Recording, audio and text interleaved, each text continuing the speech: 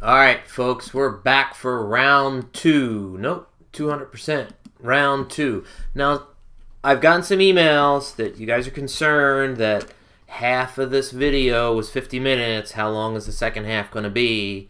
I promised you guys I was going to try that 45 to 50 minute mark. Please understand, we're just getting started. You're getting used to asking questions. I had a lot of preamble in the first video. We're good now.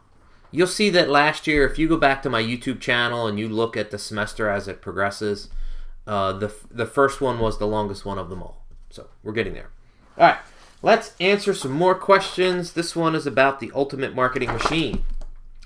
This is another article that attempted to do that market orientation kind of thing. This is a 2014 article. It's pretty good, interesting. Still very much from the marketer's perspective, but not explicitly from the marketing department's perspective. I picked this article because I kind of like this orchestra model. You know, if I look at it though, it's almost like having a COO there. Internal talent, external talent, someone that manages them both. Okay. I like the orchestra conductor as a metaphor. Not bad. I think a little better than the driving marketing, the other previous article. But we're still not quite there yet. So let's answer some questions. It's important to utilize data, but how does a marketer avoid drowning in all the information? Pinpoint drivers. Okay? When we do research, when we are looking at data, we're not just looking at numbers for the sake of looking at numbers. We have a hypothesis, or we have a goal, or we have an objective. And we're looking at data through a lens.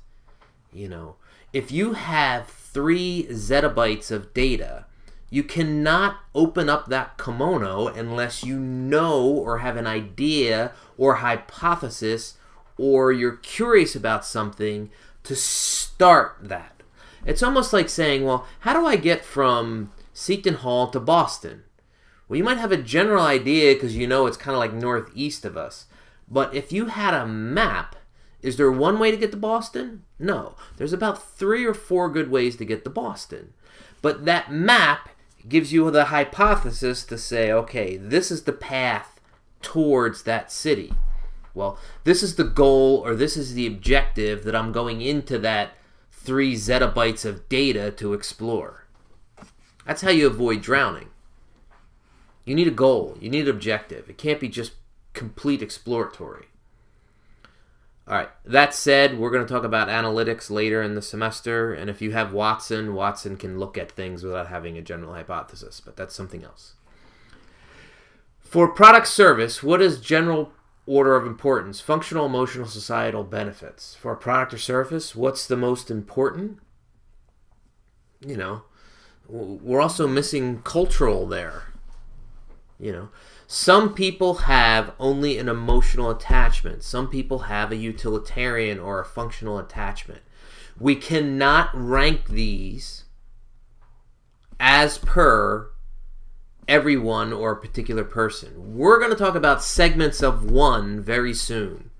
And I think what you're going to need to do as per segments of one, as opposed to marketing segments of a couple hundred or a couple thousand or a couple million, we're not going to make this call. The crowd, the individual member in the crowd is going to make this call. Whether they think emotional is the most important or whether they think functional is the most important. We don't do that. They do it. Why is engagement still not one of the main focuses of many companies? In this day and age, there are so many successful models to follow. So why has another company mimicked? Because it's hard. It's really, really hard. If the company was not born that way, and very few companies are born even market-oriented, let alone full engagement, you know, the companies revert to their internal processes first, and then they try to push out their internal processes to various constituencies, including customers. You know, there are many customers. I look at the pharmaceutical industry. I was having an excellent social media listening conversation with Professor Adam Warner, who runs the Market Research Center upstairs. He does a lot of consulting work with the pharmaceutical industries. If they are monitoring the web and that they see that someone is having an adverse reaction with their drug, okay, and they're seeing edge cases here, there, or there, and they have a legal and fiduciary responsibility to report that to the FDA immediately. So does that mean they should not use the social media listening tool because they got to wait for someone to bring the case to them, or should they be proactive? And that conversation right there is a very tough or difficult or challenging conversation to have when you're talking about a multi-billion dollar publicly traded company. It's hard. I think they ethically have to do it. They should be investigating before the FDA asks them to investigate. What can we do to satisfy a customer's emotional needs? Ask the customer. Because my emotional needs are not the same as my wife's emotional needs, and they're not the same as my kids' emotional needs, and they're not the same as your emotional needs. You ask them. My definition of marketing is find out what people want and give it to them. We are in a world where we can have segments of one. Ask your 55 million customers. Because we can control, we have the database. We can control 55 different pieces of data. We can record 100 gigabytes of data for 55 million people. Easy. Arguably, some companies' products, vision, and mission are easier for employees to rally around than others. How can boring companies effectively inspire their employees around the brand's purpose? Boring. Maybe some of you work for a boring company. I don't think it has to be boring. I don't know if I buy into whether it's boring or not. But okay, let's talk about insurance. Some of this is just positioning. If you look at, say, farmers and their ads right now, it sure seems like they're being awfully helpful around a non-complicated topic. They need coverage because shit happens, right? Look at Progressive. They're having fun with Flow. Look at Geico. They're having fun with Flow. The boring stuff should be back room. I don't know. That's the company's culture. I don't think it's the product that makes it boring. There's a lot of consumer products out there that they're boring. And it's their own fault. Inspiration is known to be the most powerful yet underused driver of effective marketing. That is a pretty powerful claim. Love to see a reference there. I don't totally disagree with you, but I'll challenge you that it is the most powerful. What do you think this tool is often overlooked by marketers? Well, it depends on the product class. If we're talking about sugar water, there's only so much inspiration you can go. You can get emotion, but emotion is not inspiration. Aspirational products. There is a lot of utilitarian and functional products. I mean, a Bic pen. How much inspiration do we really need there? But it's still number one. I don't know. Here's a good way to summarize this. There is an awful lot of things that are overlooked in marketers more than inspiration. And I'll go back to how we started today's video. Engagement is one. Listening is one. Having a two-way dialogue is one. In what ways can marketing managers train the team and adjust their strategies to comply with today's era of marketing? Okay. Beyond sending them the Dr. Dano class, podcast alone. I'm a big fan of podcasts. But conferences, there's some really good conferences. HubSpot up in Boston, Content Marketing Institute, Cleveland, Social Media World out in San Diego. This is where you start. Podcasts, conferences, webinars. You know, that's where my head's at. The main challenge this article presents is how to create organizations that speak to the needs of customers. Easier said than done, but we agree. How do you recommend an organization put these pieces together and find the approach that works best for business and customers? You know, I get this question a lot, and I hinted at it in the first video, so maybe I'll be more direct here. You know, if you make the listening to the market one of the most important things you do at the corporation, then things start falling into place. In other words, every meeting you go into, there is a set of metrics how we are doing with, a scorecard with our customers versus our competitors. So it's like driving a car and like, do I have enough gas to get to school today? I don't know. Let me look at my dashboard. Okay, yeah, I do. I'm good. Or I'm not going to make it to school. I better pull over and put some gas in my car. You have this kind of a dashboard mentality. And when companies use these kinds of scorecards or digital dashboards, or at the very least have meetings with the start of, well, what's happening out in social media land?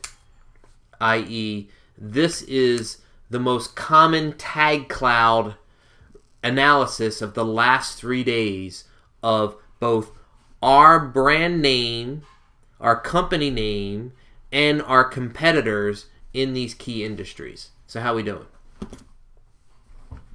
And then this, how's the crowd thinking about us? What is the crowd saying? Will start to reshape what's happening internally. You already have that external market-oriented mindset going. If you can do that, that's an awfully good start. What role do external marketing consulting organizations have in the current climate of change? Well, a lot of companies won't make change unless Bain or Accenture or IBM or Hewlett-Packard comes in and say, you guys are screwed. As a matter of fact, most companies will not make change unless they're either at the bottom or they're very close to the bottom. I mean, General Motors had to go bankrupt for change. Most companies need to have a near-death experience, Apple, for change. Can generalities be made about them being more or less effective? Okay, we're good.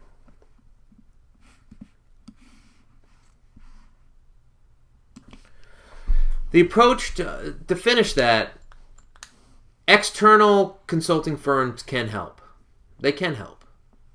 We'll come back to this when we start talking about CRM and how many CRM implementations fail.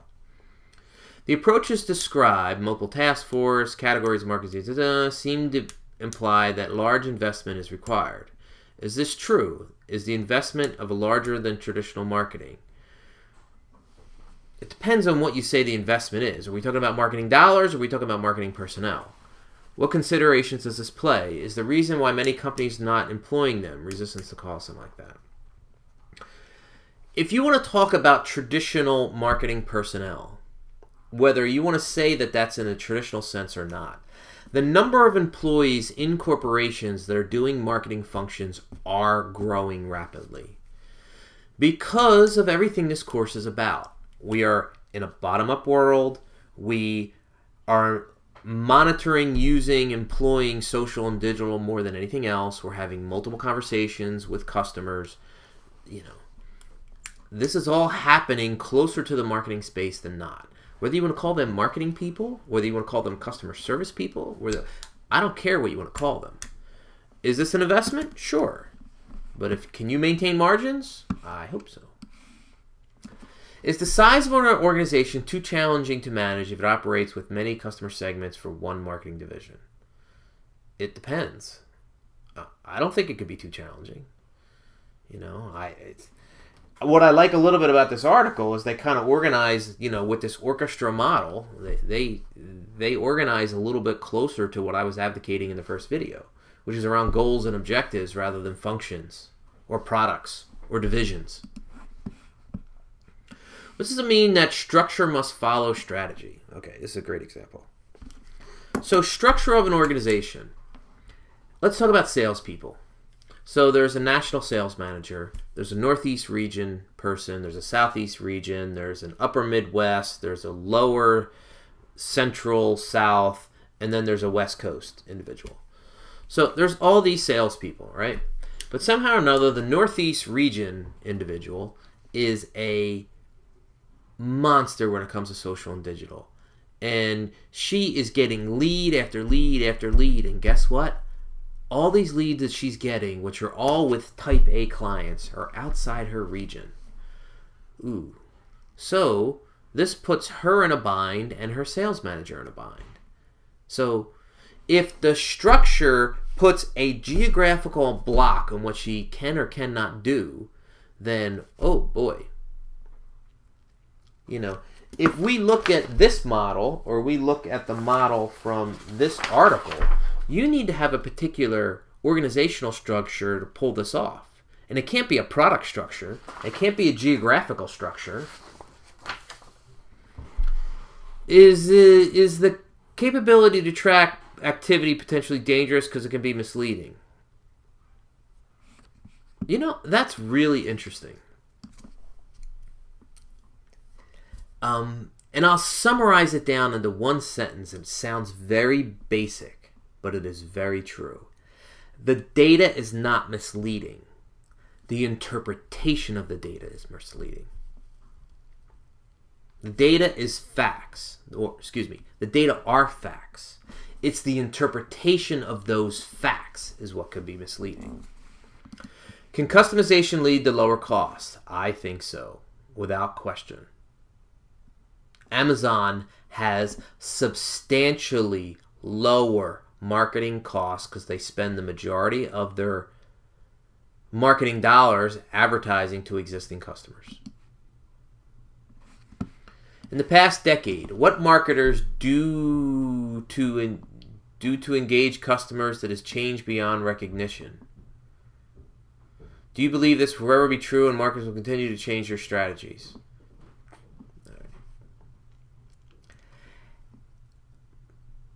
I'm not sure what you're asking here, but this is what I'm going to say. In the last decade, have I seen more and more companies moving to segments of one? Yes. Do I think these companies have a higher potential to be successful in a bottom-up world going forward with millennials and Generation Zs, my kids, who grew up completely digital native? Yes. Why the real marketing of popular product shows the emotional benefits of purchasing purposely exceeding functional society benefits, which does not follow the rules of marketing characteristics.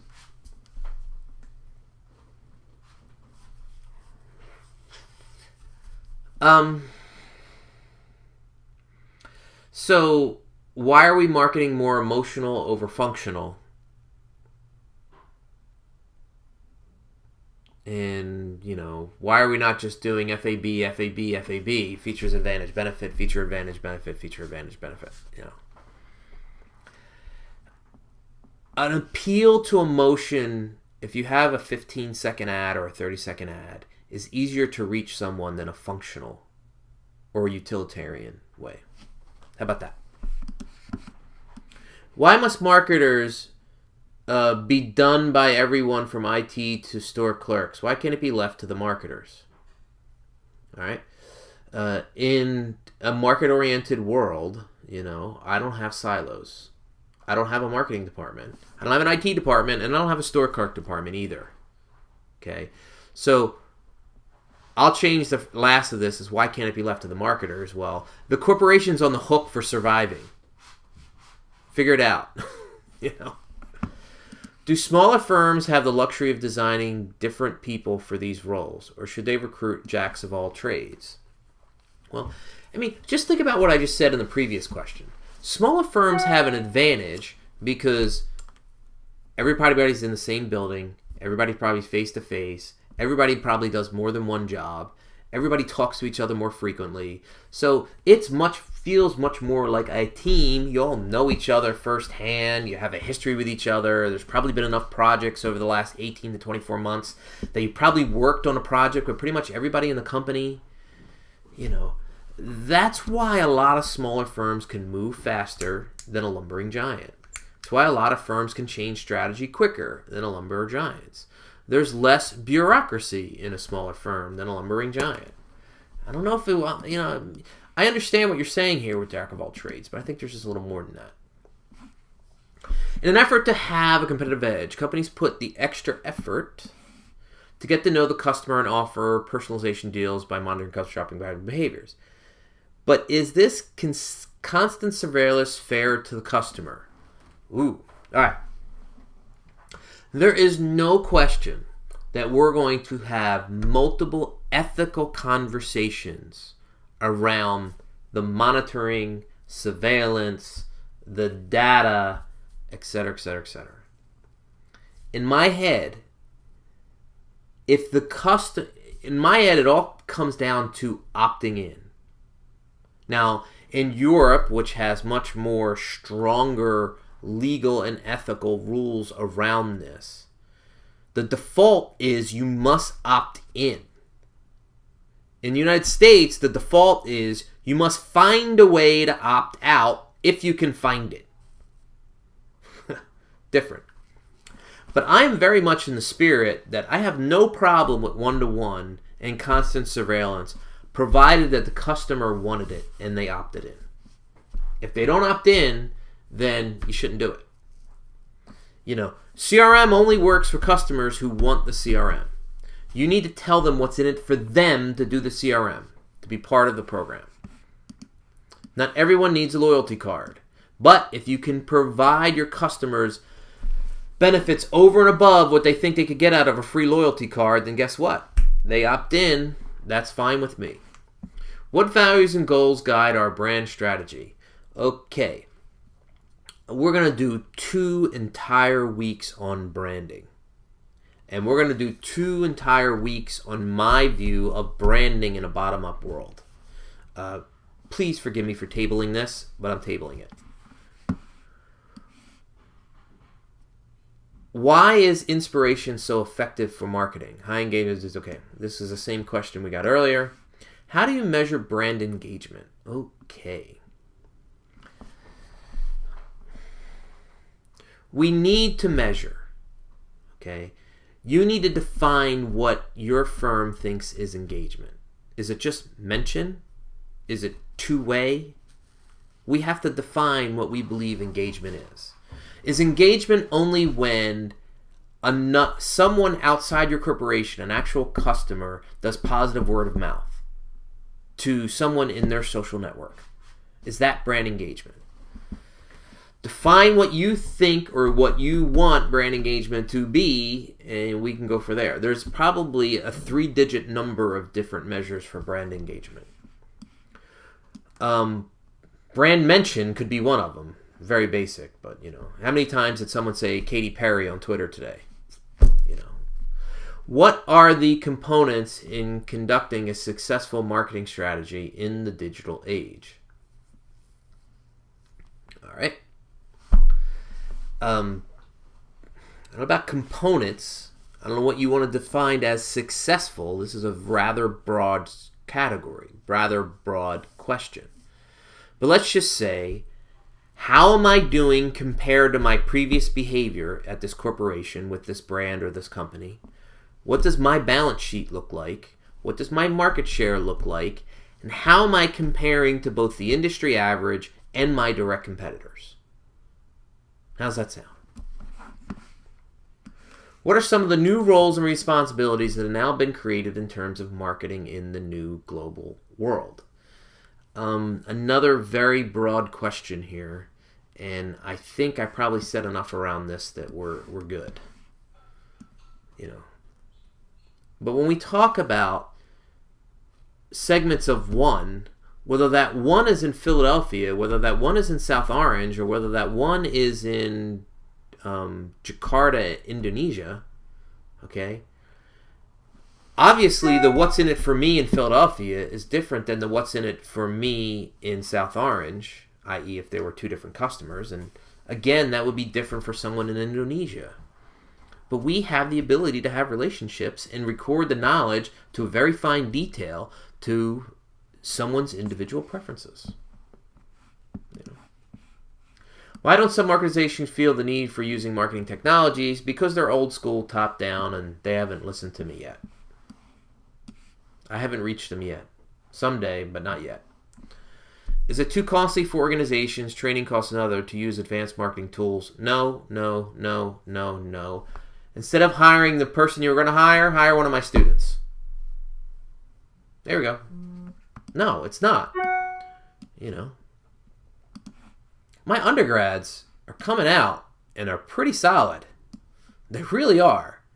My MBAs, you guys have a lot of work experience, and I'm training you more on the cultural and organizational things, differences in the bottom-up world. Because you guys are higher up the totem pole than my undergrads are. My undergrads are coming in on an entry-level level. Okay, so they need more tactical. They have multiple certifications coming out of my class. They have multiple social media business plan projects that they did.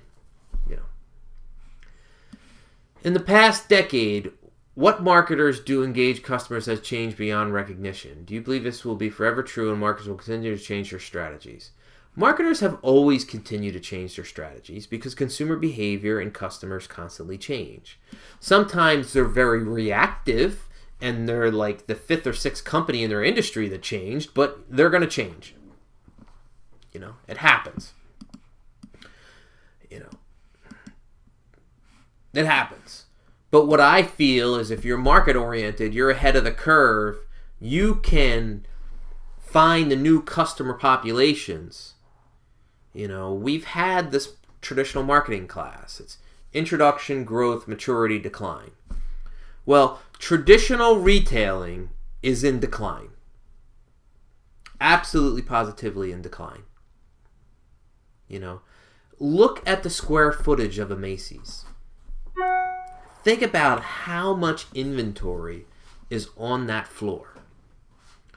Do people still want to go to Macy's? Sure. Could you reduce the amount of inventory on that floor by a third and have ways that people could order digitally off the floor? We're going to do a whole module on omnichannel. If I go to Best Buy and I buy something online, I should be able to take it back to the store. And then when the store tells me, oh, they're two different systems I don't want to hear that as a customer or a consumer. If I buy from Best Buy is Best Buy. And I'm telling you right now that 4 out of 5 retailers, their online and their in-person, face-to-face brick and mortars are not the same company. They may be owned by the same company, they may report to the CEO, but they're completely separate parallel organizations under the same umbrella. Now, if you want to talk about ridiculousness, if you want to talk about silos that should not exist, wait till we get to omnichannel. As companies expand internationally, is it best to continue with a centralized marketing strategy? I think it should be an individualized marketing strategy, not a centralized marketing strategy, even if it has yielded positive results throughout the years. If not, can marketing ever be effective? I think we already got to this one. We're good. How can an organization effectively make each employee a marketing employee? Have them have a... I don't want them to be a marketing employee. It's one of the issues that I had with both of these articles. I want them to be a market-oriented employee. How can organizations what can they do to ensure the overlapping marketing teams and major common goals? There you go. I mean, here we're organizing by function instead of by goal. This is a silo. These are silos. I don't like silos. We're getting rid of silos. We are good. Speaking of getting rid of silos, why don't organizations learn? Because they're stuck in a silo. Okay? Silo. Hold that thought.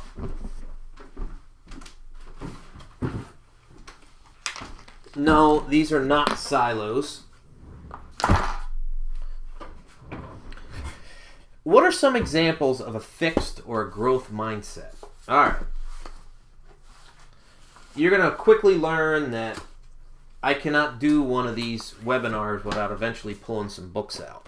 All right. This could be a book for the semester. This is Carol Dweck. She is a genius. Love her to death. You know, people with a fixed mindset is, I'm not good at math. I don't like math. You know, math's not my thing. They have a fixed mindset. People with a growth mindset, or I like to learn. I don't care if I'm not a wizard, but I'm a grinder. I'm going to continue to grow. I like to figure things out. I'm going to continue, I'm going to continue, I'm going to continue. People with a fixed mindset are very hard to train. And they don't retain. People with a growth mindset, they like new information all the time. Okay? Very good book, by the way. Speaking of which, let's talk about some other book recommendations. This one I've been through. This one I just bought. I love Persuasion, and Cialdini is the granddad of Persuasion. He has the #1 book. This is his most recent book. There we go. Leadership book, The No Asshole Rule by Robert Sutton. Is a leadership book. Very good. Like this guy, Stanford. Innovator's Dilemma, classic, Clay Christensen. Okay, we're reading at least 2 or 3 Clay Christensen articles towards the end of the semester. This would be a good fit. Chief Culture Officer Grant McCracken. Love this guy. Spectacular book. This is a branding/leadership book. Doug Holt. We're reading 2 Doug Holt articles. This is a branding book in the bottom-up world. Anyone who's a manager, this is or a salesperson, thanks for the feedback. Oh my God. Verbal and nonverbal communication. Wow. What you thought about giving other people's feedback, you don't know. I read this book and I was like, oh my God, I know nothing. Creativity Inc. This is probably one of the top 3 leadership books I've read in the last 10 years. This is from the founder and CEO of Pixar. This guy's brilliant. And guess what? Pixar is a bottom-up company. Talk about that later. They talk about the brain trust. This is a MacArthur Genius Grant. This is a social psychology book. Angela Duckworth, Grit. I know this thing upside down, inside out. Salespeople, management, frontline, service organization people. Fantastic. We're going to do a leadership article with Adam Grant. I just met this guy, believe it or not, at a Wharton thing. He's not going to remember me, but I shook his hand. Really like this book. I just finished it in the fall. This is an innovation book. This is a thinking outside of the box book. This is a leadership book. Love it. Thank you for the tangent. I love tangents. What are some popular techniques that a manager can use to empower their employees to increase productivities? You know, Daniel Pink has a book up here. Where is it? Drive. Drive is a book about the carrot and the stick. Right? And almost all managers use the stick. And I'm going to tell you right now, the thesis of that book is the carrot. Well, the carrot and stick. Actually, they're 2 coins of the same thing. That the carrot and the stick are extrinsic motivation, and the book is all about intrinsic motivation. And I'm a much more bigger fan of intrinsic motivation, which is neither carrot nor stick. Maybe a little carrot, but definitely no stick. Which biases human tend to be the most difficult to overcome based on organizations? Oh boy. I mean, if you're going to rank these, I don't think it was a coincidence that she had success first. Hubris. You know. I would call that one first. And this is my opinion, by the way. I don't have action second. I definitely don't have fitting in. This bias towards experts, oh boy, is there a bias there. According to Cialdini in his first book, we bow to the altar of authority, whether we think that they're an authority or not. But you guys all do this. You go into a wine store and you don't know what white wine to buy, and someone has a sticker and it says, Wine Spectator says this is an 89, and you buy that one. But I would say the most, number one by far is success. And then the other ones could really fall anywhere else. Will the companies really be that much more successful after just encountering these 4 biases? Is there an example where it has been done? I don't know if there's an example where it's been done, but there is no question that organizations have a difficult time. I mean, one of the reason why we're reading this article is this is the hardest of the 3 things of market orientation. Interfunctional, interorganizational communication. Because no one wants to learn. You won't accept new information. You dismiss it. Either because there's a bias, or because there's no... Your org structure, my boss says I don't have to do that. I'm only going to get promoted if my boss says I do what I have to do. Firms do a good job of monitoring consumer behavior. And they do a pretty good job of monitoring customer behavior, competitor behavior. They don't do a good job of communicating that internally amongst themselves, amongst the silos, because the organizations don't like to learn.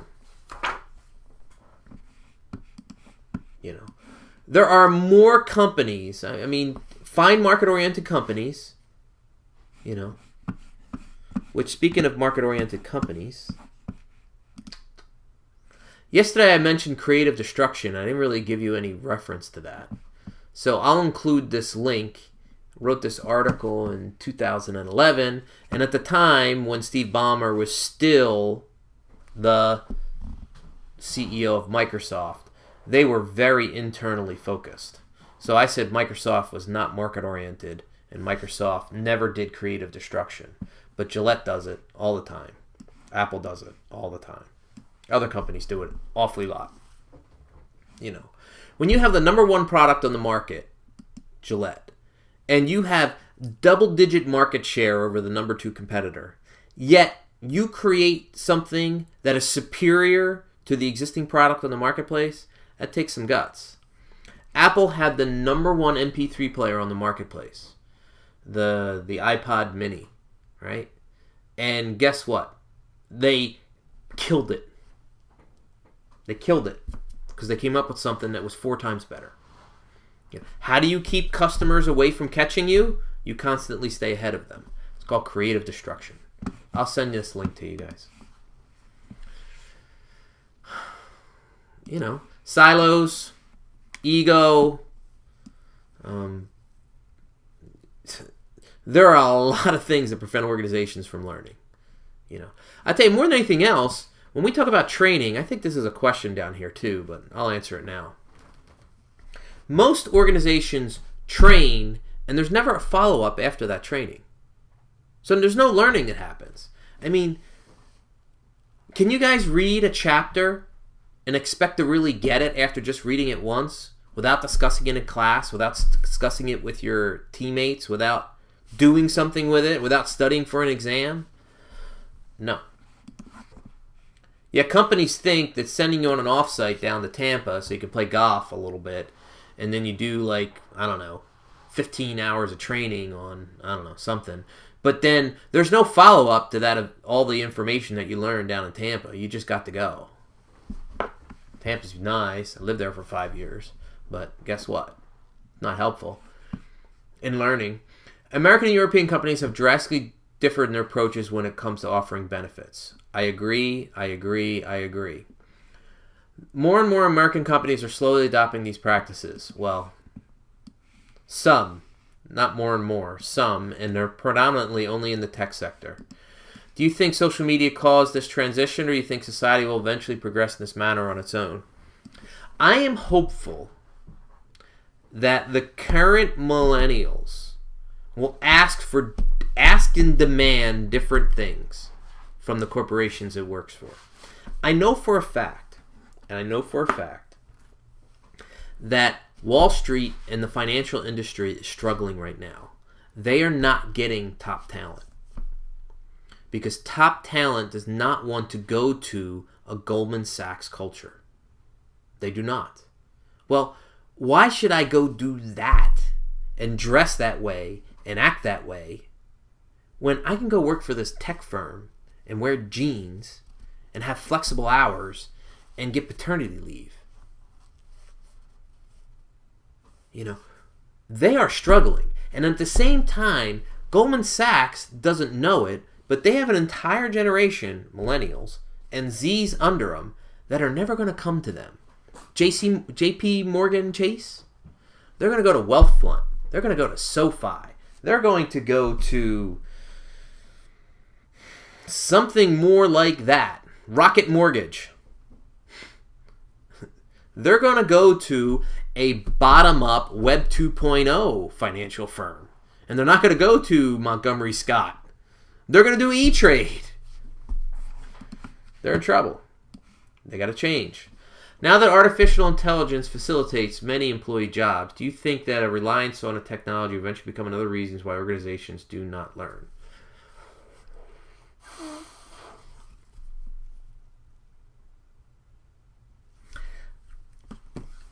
This is a very good question.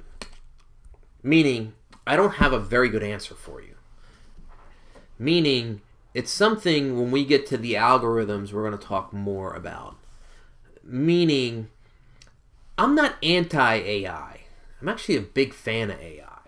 I think AI can take away some of the faulty biases that humans have, and that humans can get much more deeper engaged with either dialogue with customers or letting the AI do the grunt work, and the analysis comes from dialogue and engagement. I don't know if that directly answers your question or not, but I gave it a shot. And I'm not answering that. Let me hit pause.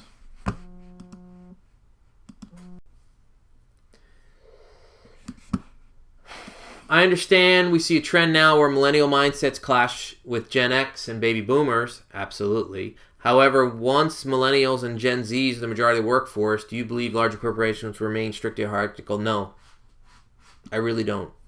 I really, really, really don't. I don't. I am somewhat of a radical, though. I am somewhat of an outlier. I am somewhat of an edge case. But I mean, I see a company like Basecamp. You know, although they are headquartered in Chicago and they have 500 or so employees, okay, those employees do not come to the office. As a matter of fact, only somewhere between, and don't laugh at me, 5 or 6 to a dozen come to the office a week. And the overmajority of these employees, i.e. 95% of them, don't live in Chicago, and more than half of those 500 don't live within the United States.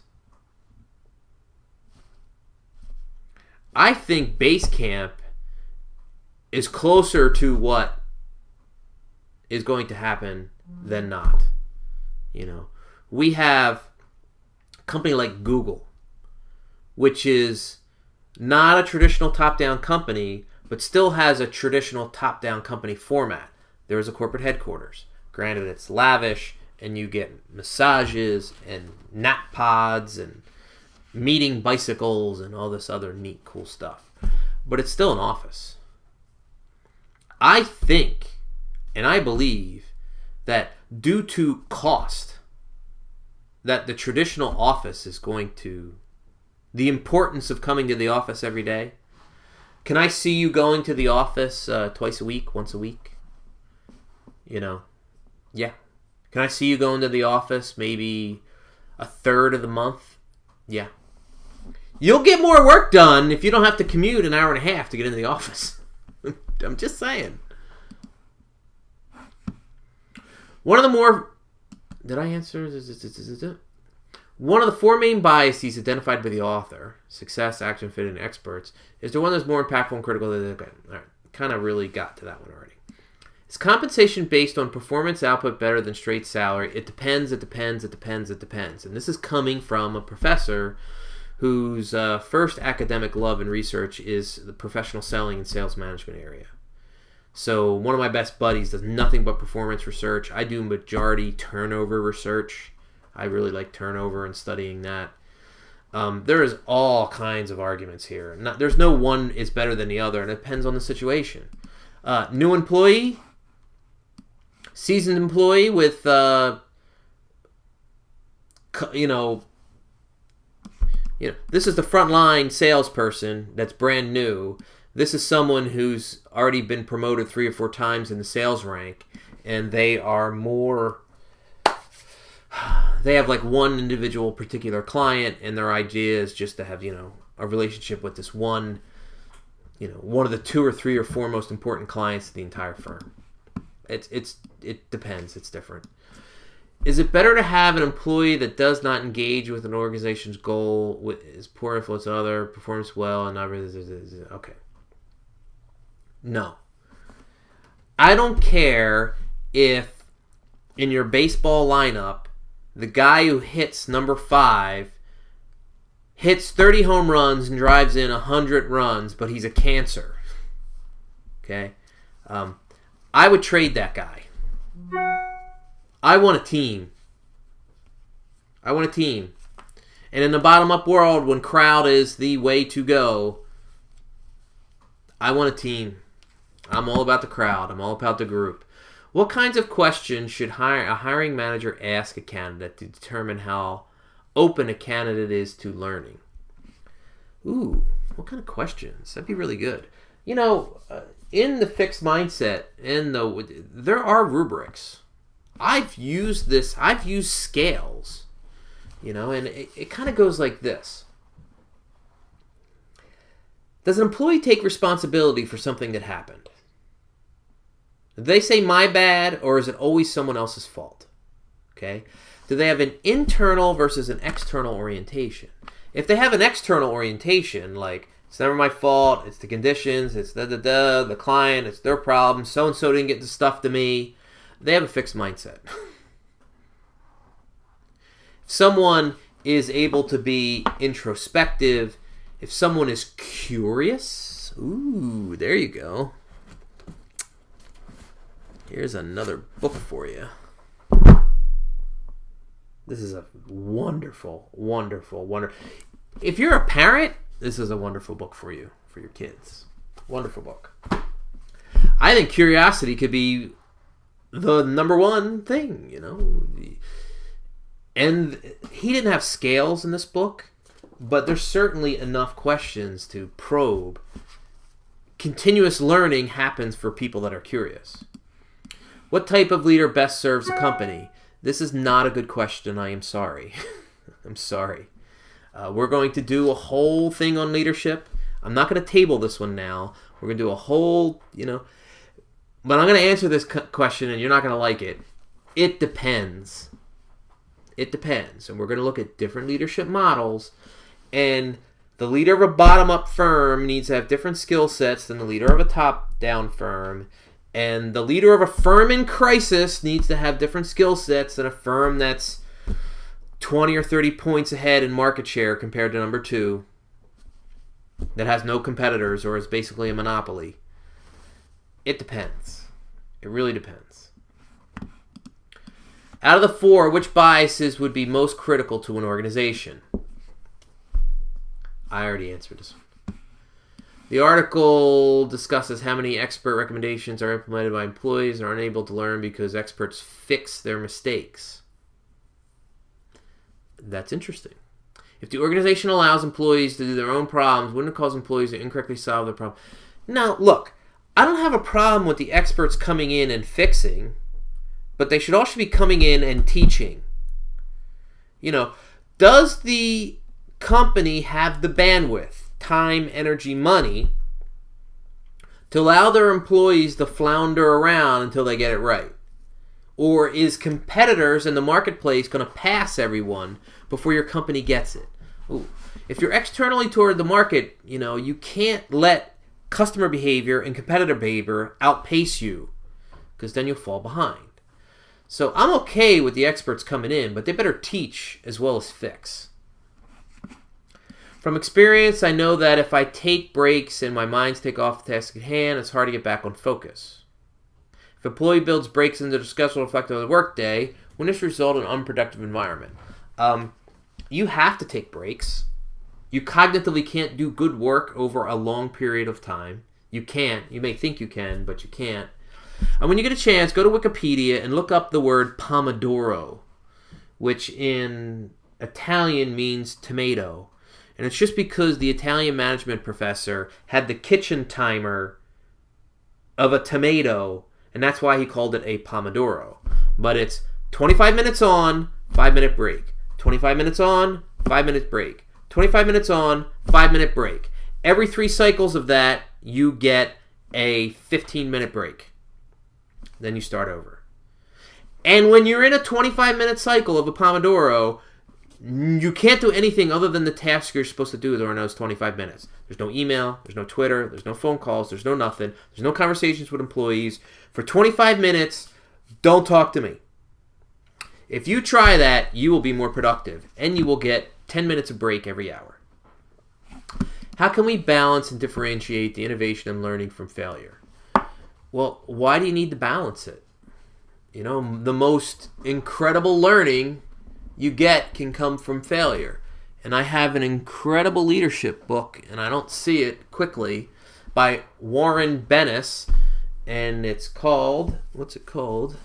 Do I have it handy? I don't have it handy.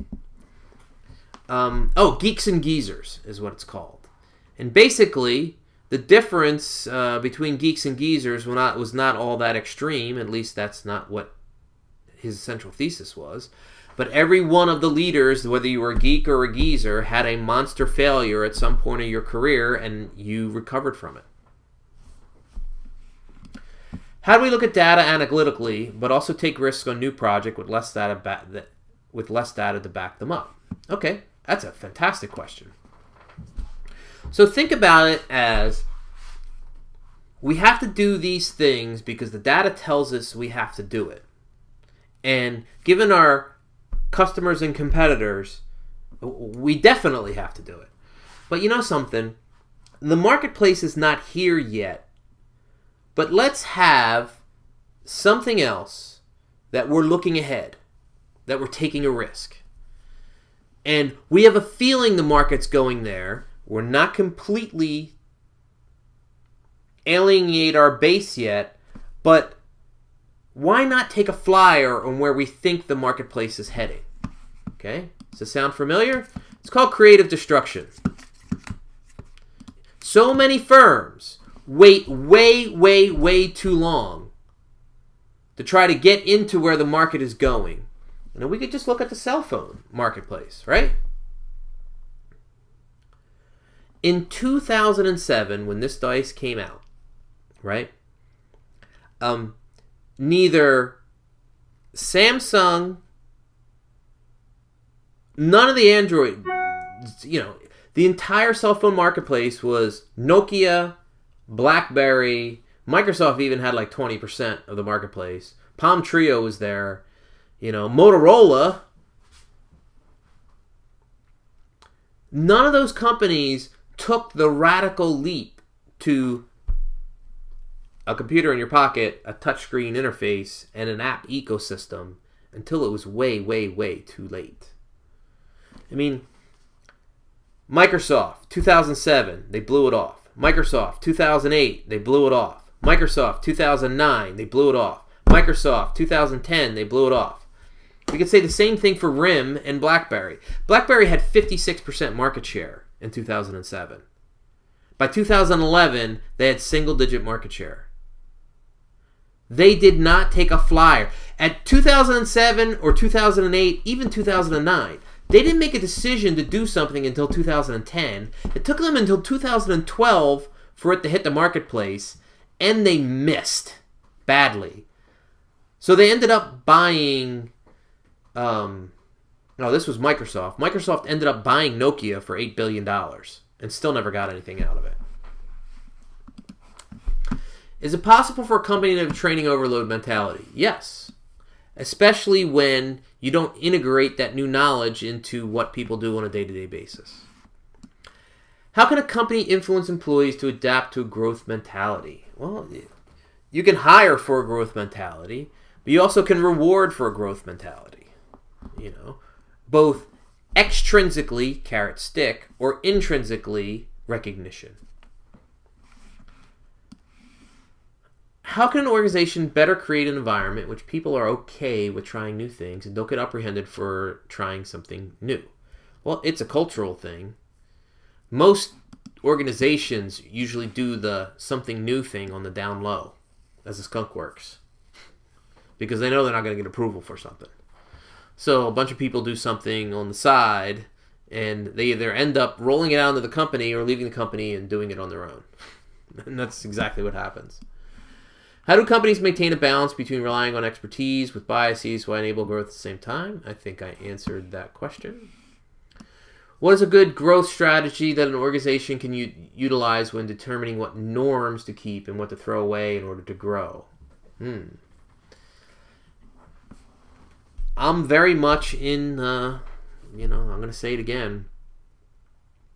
The norms that our customers and competitors that fit within our strategic mission that are heading us in the direction we want to go. How can you alter a fixed mindset? You can. Even though I described it as someone who, I hate math, I'm not math, I don't do math, that's a narrative that we say to ourselves. This is the most recent book I read. Houston, We Have a Narrative. This guy's a PhD. And he's taken his PhD stuff, and then he went to Hollywood and got a master's in film screenwriting. And he's using the academic knowledge. He's now a persuasive guy. He helps sales organizations. And the people with a fixed mindset have a fixed mindset story in their head. You have to change the story. And you can change the story. And when you change the story, you get different results. I hope this is a really good book. I haven't read it yet. I listened to him on a podcast, though, and I was impressed. What are the components necessary for an organization to enable future success in today's marketplace? All right, we're getting deep into this, and this is a rather broad question, but I'm going to lead with what I've been doing for the last 2 videos, yesterday's and today's. Market orientation, market orientation, market orientation. Do leaders blame employees for failing? Yes. Do they encourage them to try again? Usually not, no. They usually fire them because someone needs to be a fall guy. Of course leaders blame, because if they place the blame on somewhere else, they get to keep their job. I don't think that's good leadership, but that's true. Do companies reward employees for even trying even after they failed? Some do. Some do. I like them that they do. But you need to find out culturally within your organization whether that's the case or not. What would you take into consideration when looking at potential? Potential what? I'm not sure what we're asking here. Out of the 4, which is the most critical to organization? Answered that. The article discusses how only expert recommendations are implemented and employees are unable to learn because of mistakes. It's the same question. From experience, I know that it takes a break. Alright, I'm cutting and pasting. This was my bad. Bad cutting and pasting job. Sorry about that. Does telecommuting encourage team productivity and boost performance or create organizational silos? It depends. My telecommuting Slack group that I'm doing with the MBA professors, I think it's spectacular. I think our productivity is up. I think our performance is up. And we have greater bonds than if we were all grumpy figuring out how they're coming in on a Friday. Like I had a 90-minute conference call this morning on Skype for Business that was organized through Slack. Much happier. Look, see how I'm dressed? Much happier to be in my Barcelona hoodie.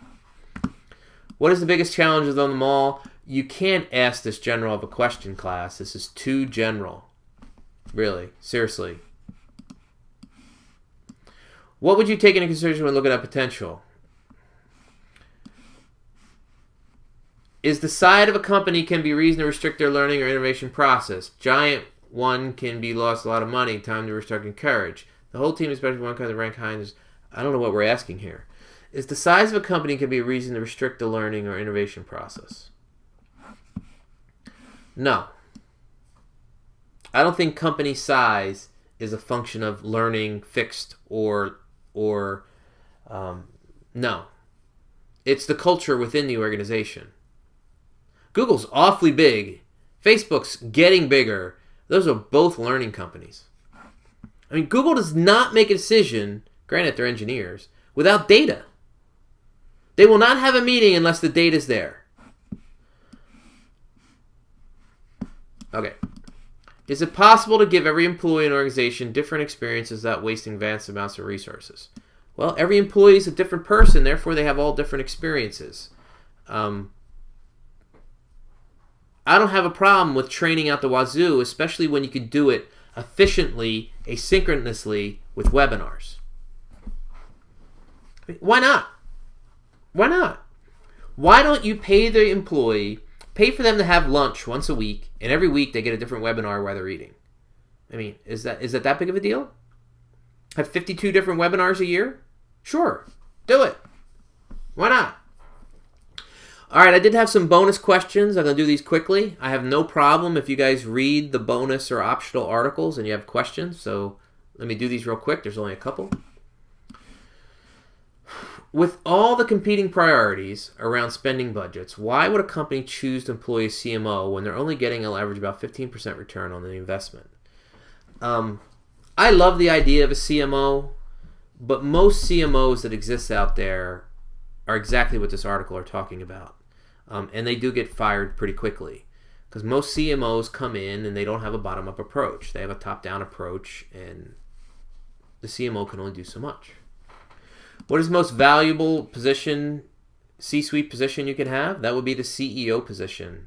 You know, obviously you get the highest salary, you get the highest number of stock options, you get to be the leader of culture in the organization. The situation from knowing more details about specific customers and their behaviors. Would you agree that this is where marketing and finance could potentially be working together using business intelligence analytics to drive overall business goals? Yes, yes, yes, yes, and yes.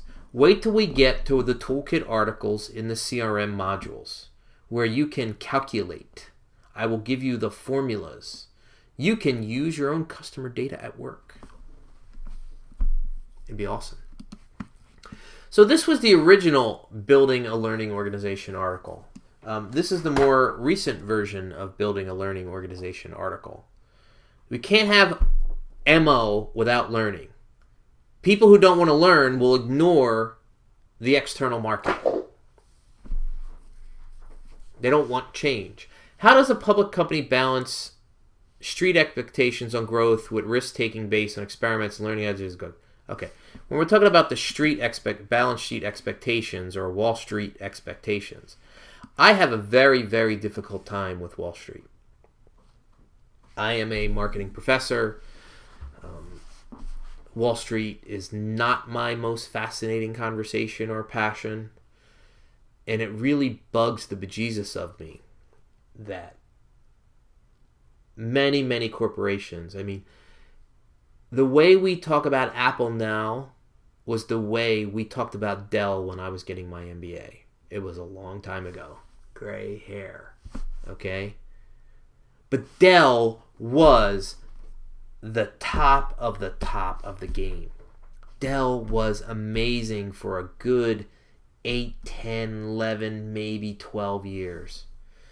Between 1991, 92, 93, 94 through 2000-ish, 2001, 2, 3, 4. Dell was what Apple is today. They were amazing. They blew it. And why did they blow it? Because they kept making decisions based on a 90 3-month day thing to make their stock look better. Every major mistake they did was because of that. And it killed them.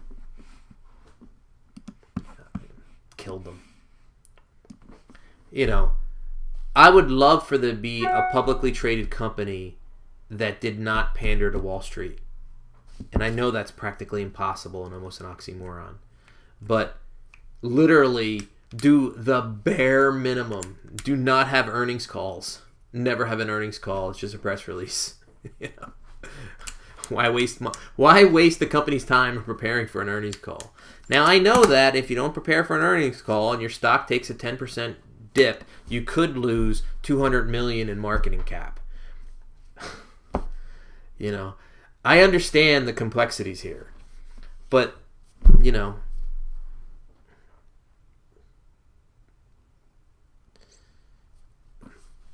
okay, big conversation. The process explained in the article, problem solving, experimenting, learning, it seems like it might take some time. How does a company balance that with quick decision making, offers a decision making market, or is there some project? Well,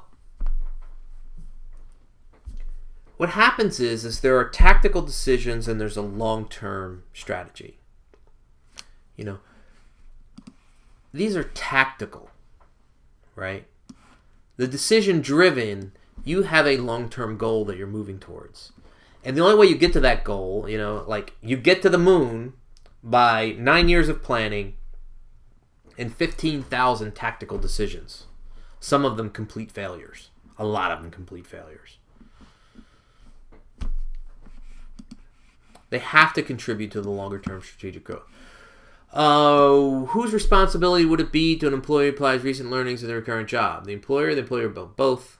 Both. I'm a bottom-up guy. It's both. It's absolutely both. It's both. Okay. I appreciate the time. I appreciate the energy. Yes, this went long. We're getting started. You guys will ask more focused questions. I'll see if I can get through the repetitive ones quicker, and I won't make many cut and paste errors. Thanks.